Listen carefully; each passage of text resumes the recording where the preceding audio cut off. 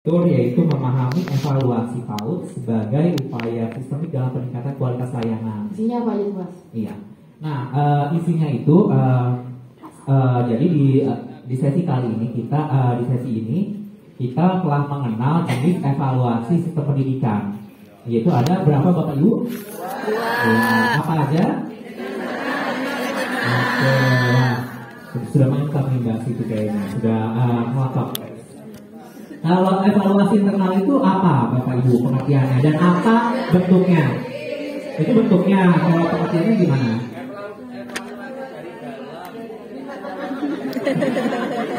Ya, artikan aja ya.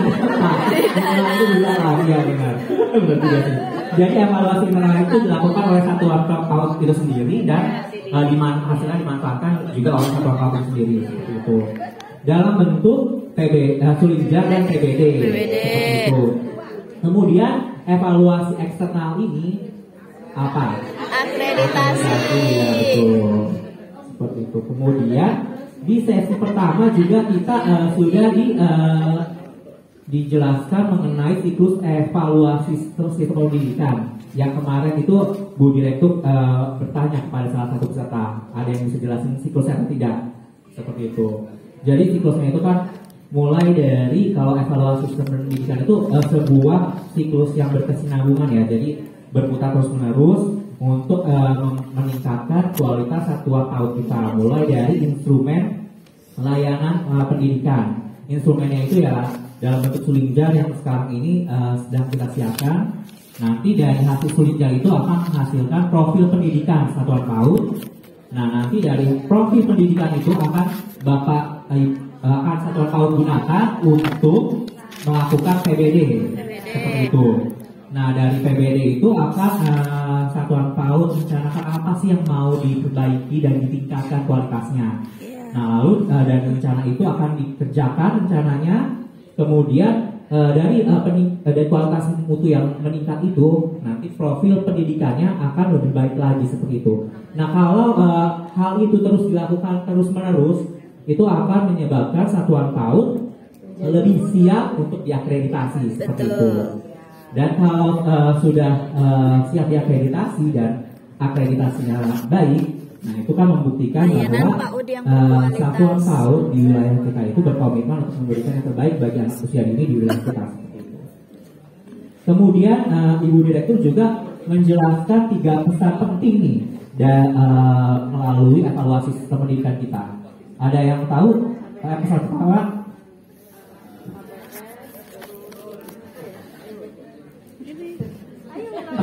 Pesan bukan indikator SKM. Yang 3 pesan yang ketemu sama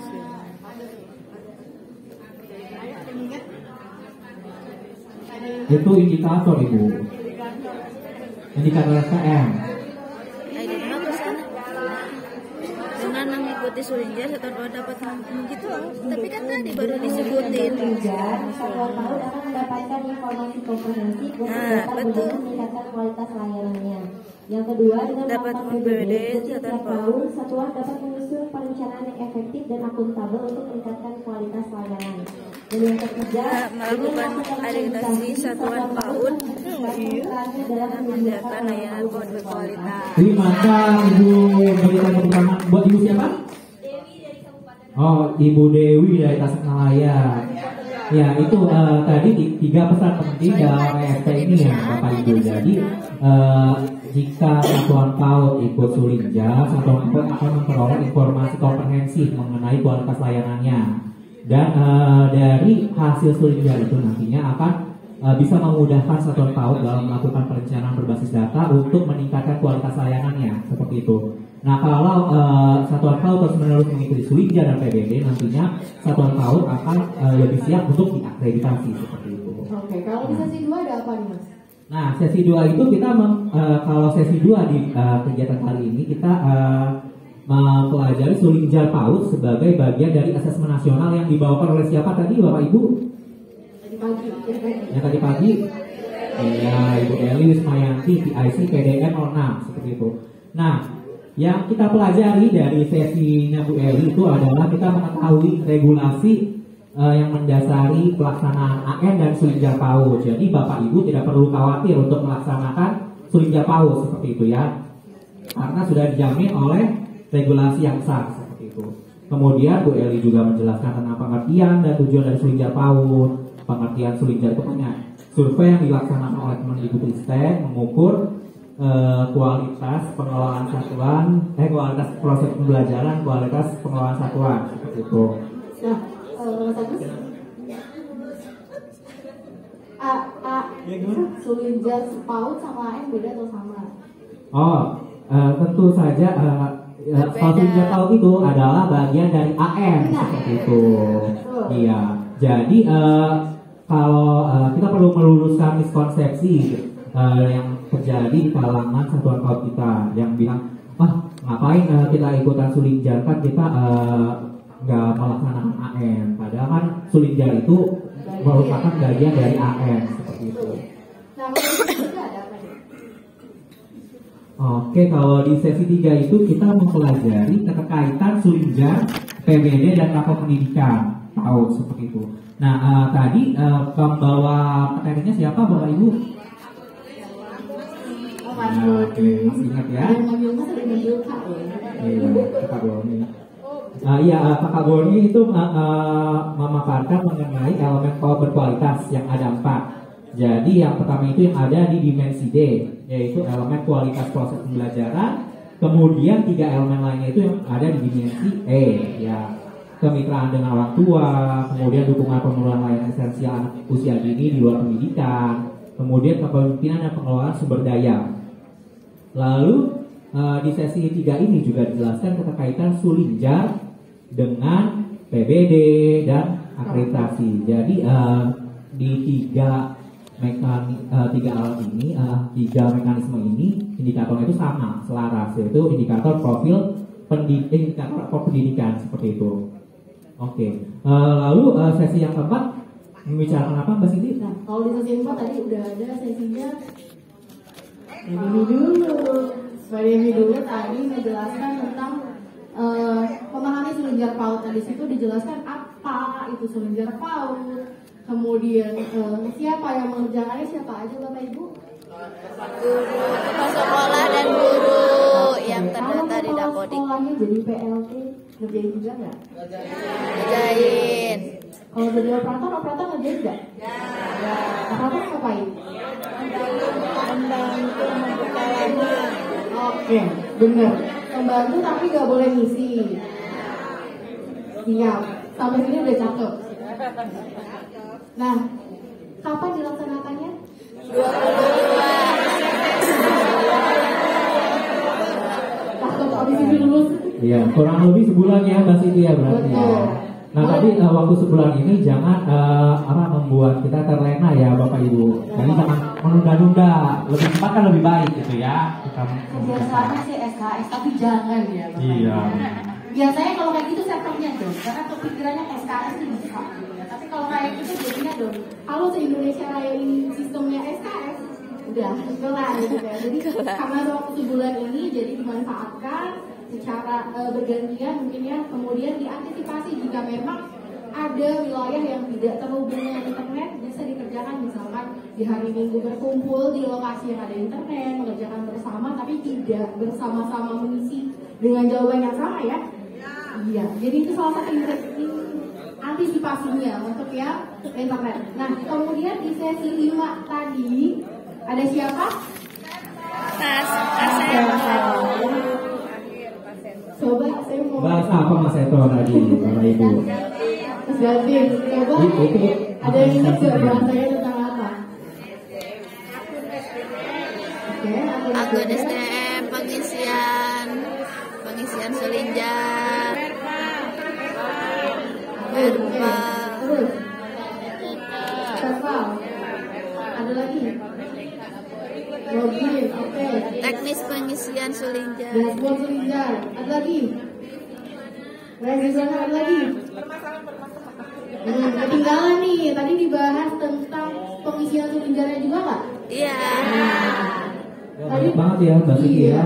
Takutnya saking suaranya lupa. Nah, tadi itu udah dibahas tentang gimana sih kita pertama review dulu nih, ya kan, data-datanya dulu, si PTK-nya udah benar atau belum didapetin. Ya, kalau udah, baru kita cek di verify PTK-nya, udah benar atau belum. Nah, kalau seandainya data yang ada di Dapodi dan di kartu itu sama, ya, walaupun realnya beda, kita ikutin yang mana? Nah, ya, ikutinnya di kartu dan yang ada di Dapodi, ya. Nah, jadi itu adalah gerbang masuk untuk masuk ke laman Sulinjarnya. Yang bisa masuk dashboard siapa? Iya, dashboard. Tidak semua bisa masuk ke dashboard, Bapak Ibu. Yang bisa masuk dashboard itu operator. Jadi nanti operator. Iya, jadi mungkin ada jenjangnya ya Mbak Siti ya. Kalau di tingkat satuan pendidikan pasti operator satuan. Ya. Tapi kalau di dinas pasti ada juga. Ya, kalau di dinas itu nanti bisa melihat data yang memang pemantauan untuk satuan PAUD yang mana yang sudah melakukannya. Nah, kalau misalkan di satuan PAUD sendiri itu untuk mencetak kartu loginnya. Nah, itu dibantu sama operator. Betul. Operator juga mengingatkan ya Bapak Ibu, satuan kepala atau guru mana yang belum mengisi. Jadi sangat krusial sekali ya peran dari operator satuan ya. Mbak Siti. Krusial dan berat. Jadi harus dipastikan operator satuan di wilayah Bapak Ibu sudah punya akun SDM tadi dan sudah paham akses dashboard Sulinjar, benar Betul. ya? Tadi sudah disampaikan juga oleh Mas Eto, gimana sih cara ngeceknya, yakin atau enggaknya, ada atau enggaknya, silakan dicek di SDM data di menu status registrasi, ya. Dicek dulu akunnya ada atau enggak. Kalau merasa nggak yakin atau lupa, dicek dulu di sana. Kok saya lupa email yang mana? Daftar aja sekarang. Ya, daftar sekarang dari sekarang gitu kan. Masih panjang kan nih jangkanya. Kita daftar dulu nanti dapat apa namanya? Akunnya, dan baru nanti itu bisa dipakai mencetak kartu login. Nah, selanjutnya di sesi ini kita mau ngapain Mas? Oke, bisa next Mas?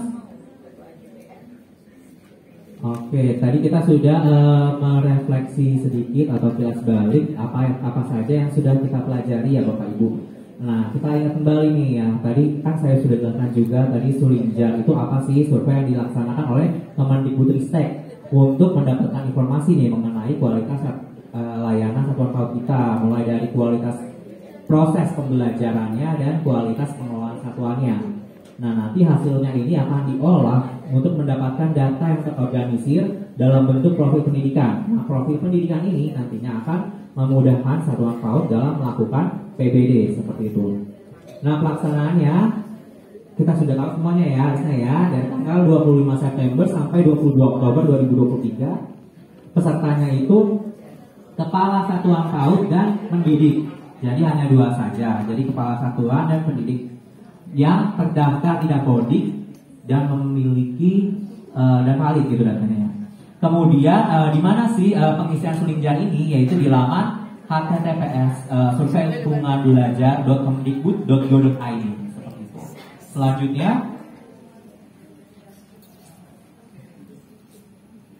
nah, kita juga sudah mempelajari peran-peran nih dari berbagai mitra, berbagai organisasi mitra yang dapat dilakukan untuk mendorong satuan PAUD itu terlibat dalam pengisian Sulinjar.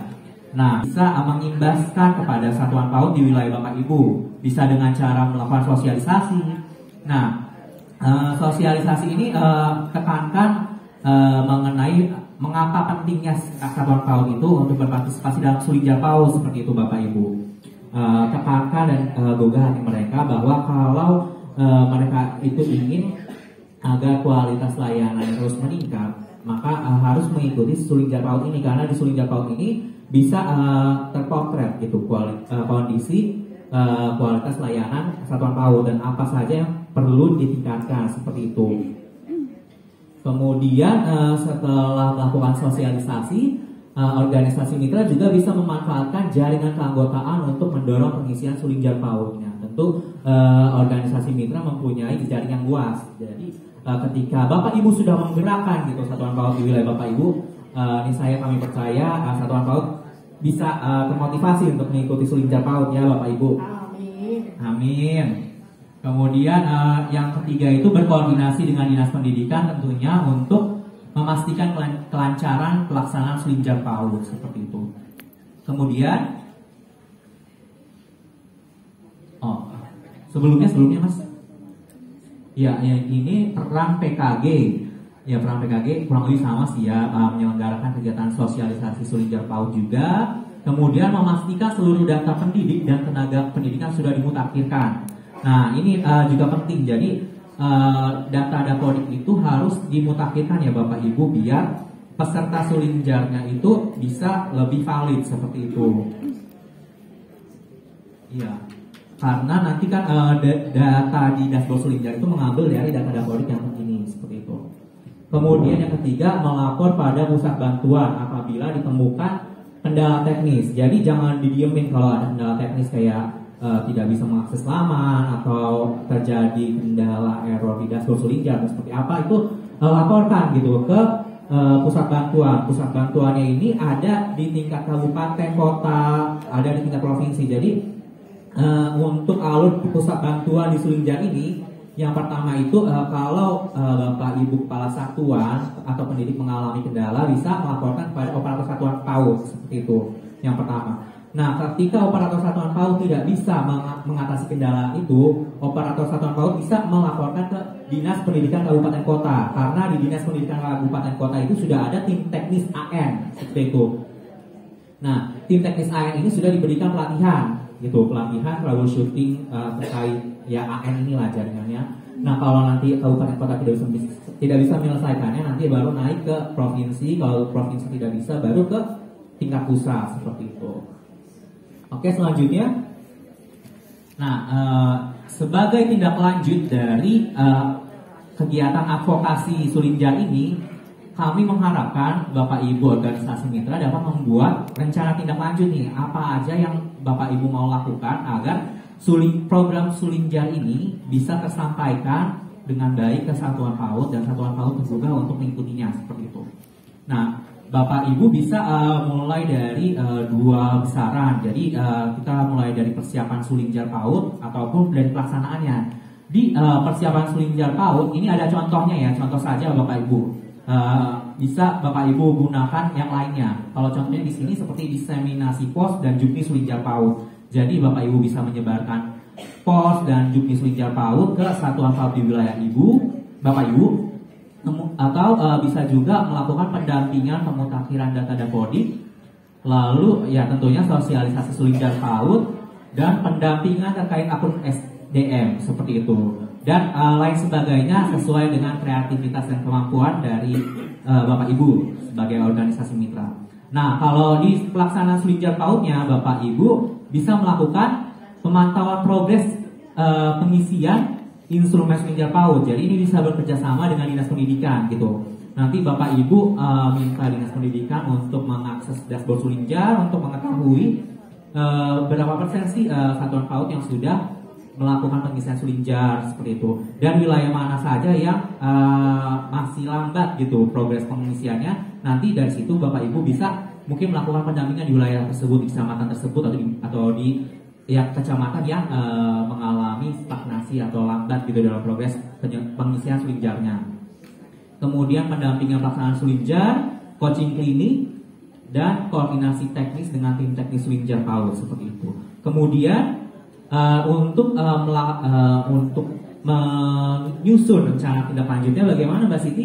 Oke, untuk menyusun rencana tindak lanjutnya itu kita next slide. Nah, di sini ada 6 tahapan. Yang pertama, untuk mengakses lembar kerja RTL-nya, silakan di sini ada barcode dan ada linknya, atau bisa dicek di browsernya. Silakan ketik RTL Sulinjar, kapital semua.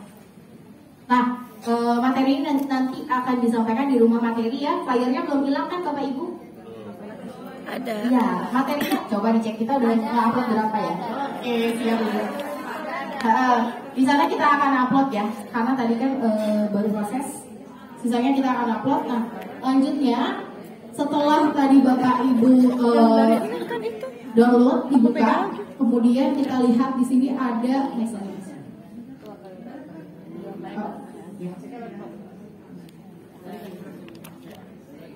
nah,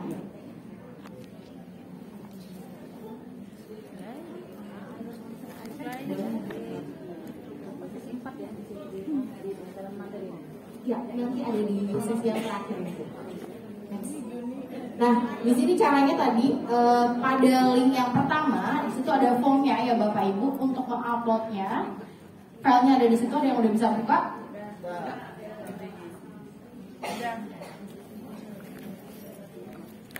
Yang dari ini kan sih beda itu angkatan 3. Itu yang di layar ada yang udah bisa buka. Sudah bisa. Ya, nanti ketika masuk ke dalam yang pertama tampilannya akan seperti ini Bapak Ibu. Nah, caranya bisa pakai browser masing-masing di Google Chrome atau Safari atau Opera ya, sesuai dengan aplikasi yang ada. Kemudian nanti Bapak Ibu silakan masukkan link yang ada di bawah, RTL Sulinda, RTL kapital semua, S-nya kapital. Kemudian nanti akan muncul tampilannya seperti ini. Nah, kalau udah muncul seperti ini, silahkan klik tombol file, kemudian di-download. Jadi Bapak Ibu nggak bisa isi di sini, tapi di-download dulu. Downloadnya pilih yang file Excel. Kemudian next Mas. Nah, kemudian di situ ada beberapa yang harus diisi. Ada provinsi, kabupaten, kota. Kemudian di situ ada jumlah kegiatannya, dan di bagian yang kiri ada nama kegiatannya. Kemudian ada tanggalnya dan perannya itu apa. Nah, itu untuk sheet yang pertama. Di sheet yang kedua itu ada inspirasinya. Jadi di situ ada inspirasi kegiatan yang mungkin Bapak Ibu bisa contoh, atau kalau seandainya ada, Mbak saya punya rencana di luar dari kegiatan ini, boleh atau enggak? Boleh. Jadi ini hanya contoh yang mungkin Bapak Ibu bisa contoh ya kalau misalkan mau, atau yang lain bisa isi. Nah, ini yang pertama, dan nanti di bagian peran di situ ada jenisnya, ada pra pelaksanaan, ada pelaksanaan. Jadi silakan diisi, dipilih dulu, kemudian di deskripsi kegiatannya ini rencana tindak lanjut aja tadi materi. Dan nama kegiatannya seperti apa silakan dituliskan. Dan tanggal perencanaannya atau waktu perencanaannya di bulan apa, di situ bisa diwarnai aja. Itu dari Juni ya? Karena ya ini kita karena udah lewat bulannya, kita mulai dari September ya. Next. Nah, kalau udah di situ ada yang terakhir nomor 6 itu formnya, di mana uploadnya. Jadi kalau udah tadi dikerjain, diisi dari Excelnya, silahkan di save dengan format RTL underscore kabupaten kotanya dari mana. Jadi silakan Bapak Ibu kerjakan per kabupaten kotanya ya. Nah, silahkan diupload, kemudian di form yang ini silahkan diisi, kemudian tambah file yang tadi bentuk Excel, diupload, kirim, nanti akan terdata ya. Kabupaten. Per kabupaten. Iya kan, satu kabupaten ini Pak Budi ada di GTRI gimana? Satu kabupaten atau per organisasi mitra? Kabupaten. Makanya kan kita masih kelompok ya, mungkin dari kabupaten inspirasinya itu bisa digabung bersama gitu ya. Iya. Coba saya upload kembali, besok pagi bisa di-upload ya. Nah, jadi nanti kan mudah-mudahan lebih cepat ya selesainya. Iya, makanya.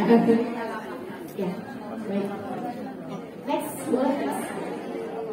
Nah, di situ ada penjelasannya, nama kegiatannya nanti silahkan diisi jenis kegiatannya apa aja yang Bapak Ibu pengen lakukan, kemudian deskripsi kegiatannya seperti apa, dan perannya di situ sebagai apa. Maksudnya di sini adalah di bagian pelaksanaannya kan atau di pelaksanaannya. Next. Next Mas. Nah, ini langsungnya tadi. Untuk file lembar kerjanya yang atas dan unggahnya yang bawah. Ini paling lambat dikumpulinnya kapan Mbak Siti? Besok? Oh besok jam? 23.59. Nah, iya. 23.59 Bu, aman. Perjalanan. Iya. Pokoknya sampai 23.59. Nah, RTL ini jangan hanya menjadi untuk menggugurkan kewajiban Bapak Ibu. Jadi untuk sebagai bentuk juga komitmen Bapak Ibu untuk mengimbaskan kesatuan ya. Betul. Jadi rencana lah ibaratnya atau ke depannya bisa atau akan dilaksanakan oleh masing-masing kabupaten kota.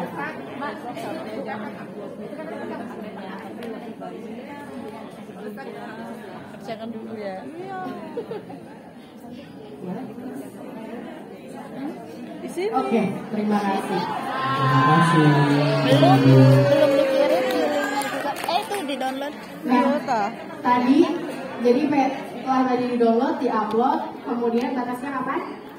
Besok. 23.59. Oke, baik. Halo. Hai. Iya. Ya, baik Bapak Ibu, mohon izin nanti filenya akan kami upload ya. Setelah ini akan ada satu sesi lagi. Kita akan ngapain Mbak Siti? Kita ada konfirmasi pemahaman yang terakhir. Tentunya dengan cara yang menyenangkan dan banyak hadiah ya Mbak Siti. Iya. Ya benar ya. Saya memanggil teman saya dulu boleh? Oke. Di sini ada teman saya, kita mau gantian ya. Ada Mas Adit dan Mas Alex, silakan. Mas Adi dan Mas Alex silakan.